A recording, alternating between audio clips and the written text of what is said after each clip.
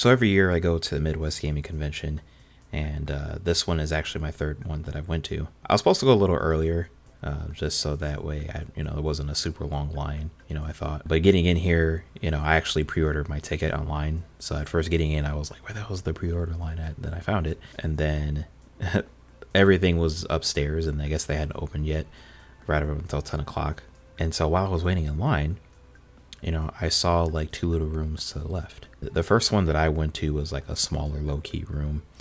And they have quite a few of those around here. I mean, they had like a train simulator, which everybody was trying to figure out. And then right next to it was Pepsi Man on the PSX, which I've never even played a PSX before. The Angry Video Game Nerd actually done an episode on it, which is why, it looks so familiar. And everybody actually recognized the game, which is pretty cool. And Nintendo actually had their own Pong console that they made in Japan. And they actually had a breakout, which was not only in color, but it actually played really well, which I'm surprised because a lot of Pong consoles, don't really hold up too well over time. But it was cool seeing that. Then I went over to the game center and I tried a couple of games, like this one for the PS1, and then this one for the CDI called Pack Panic, which I've never actually played a CDI before prior to this.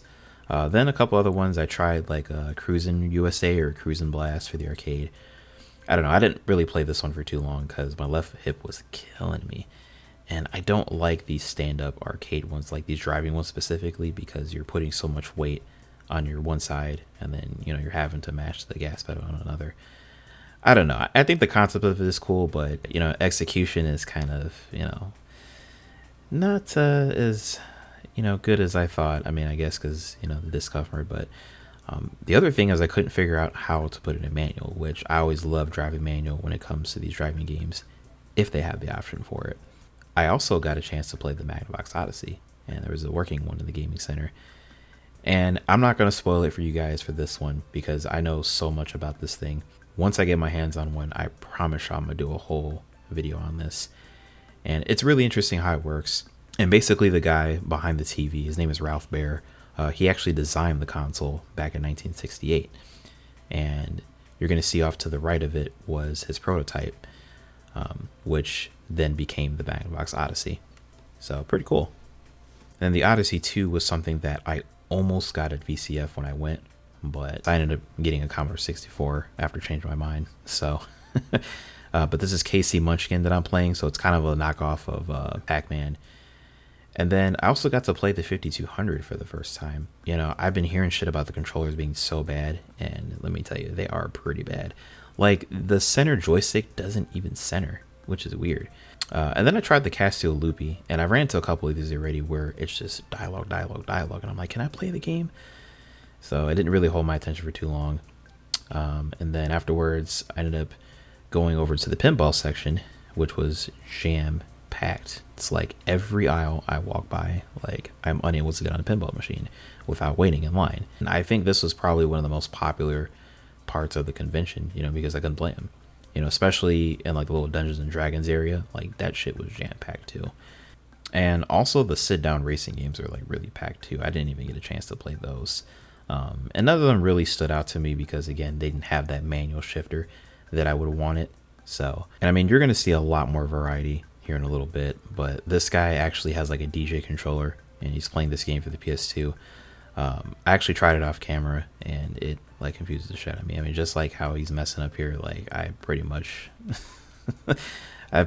was in the same boat. So, I don't blame him, but it was nice seeing that there actually is something like that exists for the PS2. And, it's a pretty dope concept. So after spending a while in the gaming room, I decided I was going to head out, and off to the right are, it's kind of like where they do like the comic books and stuff like that. So if you're into that, you can actually, go walk up to the artists, have a chat with them, take pictures, autographs. I personally didn't know any of them. I didn't recognize any of them, so I didn't go up to them, talk to them. But if you're into that stuff, have at it. But also outside here too, they had like a couple tournaments. But this one that, I passed by a lot was the one where they had like Dr. Mario. I thought it was Tetris because they did that last year, but it was Dr. Mario that they had this year. And then I ended up stopping at the vendor hall and took a couple pictures. Honestly, I didn't really talk to anyone the first day I went just because I was trying to get a feel for everything. But they even have like really nice cars out on display too. And they even had like the cosplay for the kit car, which is pretty cool. The funny thing about this convention is, it isn't just about video games, but one of the things is that, there's people like vendoring all kinds of shit, like artwork, like little trinkets and stuff like that. And just looking around, it just kind of shows you what kind of variety there is, at this convention, which is pretty cool, I think. And the other thing that they had was wrestling, which I low-key enjoyed a lot. And for those of you guys that don't know, yes, wrestling is fake. Like, I was literally up close watching them fight, and it's not real. But, I'm not knocking it for anything, because it was actually pretty entertaining to watch. It was a lot of people there watching, and it was pretty fun. And then once I came out of the vendor hall, like, if you go to your left, they have like some guy playing the sax or whatever. Like, I just kind of stood there and I was like, oh, okay. So it was kind of later on during the day, so I ended up going to one of the panels. I think it was some guy talking about an Atari Jaguar or something like that. I don't really go to these panels, to be honest. But I was actually just, sitting there thinking about what I was going to do, to be honest. So I kind of was just like, all right, I'll just come in here and listen, see what he has to say.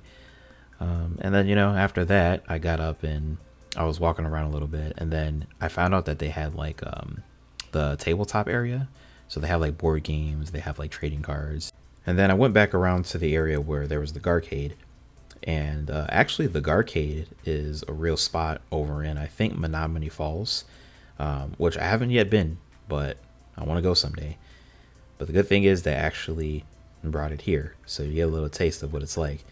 And to my surprise, this room was actually packed. Also, this made me realize just how popular the pinball machines really are. And there was like a wide space too, so.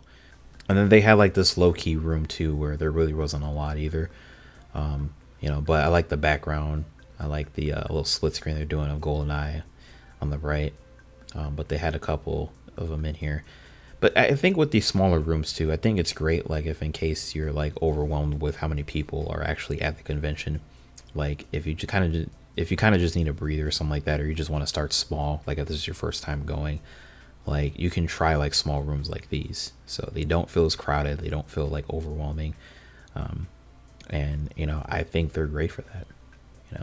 And they even have cosplay here too, which I didn't really get any footage of it. But they also have like this room with like medieval shit, so people were doing that. There was like a whole room dedicated for it. So honestly, I didn't really get a lot of footage for Sunday, but I kind of just toured around the vendor hall for the rest of the time. And then I pretty much went to all the other rooms again, took a little tour, and then I went back to the game room and I played a couple of like indie games.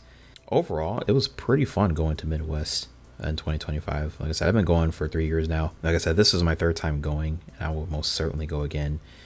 And I recommend, especially if you're in the Milwaukee area, like, definitely stop in and check it out. And even if you're like from Colorado or Florida or somewhere, definitely give it a shot. I think it's well worth your time. There's a lot to do in Milwaukee too. And actually, like, I didn't intend on walking through here, but there's this place called 3rd Avenue or 3rd Street or whatever, I forgot what it was called. And that was because like I couldn't get into the parking garage because I lost like my slip that I needed to get in, so I had to go around. And it's like a little restaurant that they had.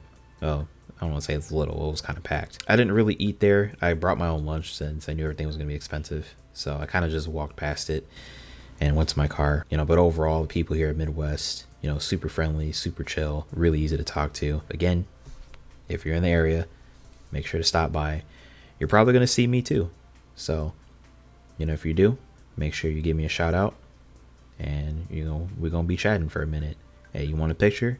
I got you. You want an autograph? I got you. Hey, look, just come on down. We're going to have a good time.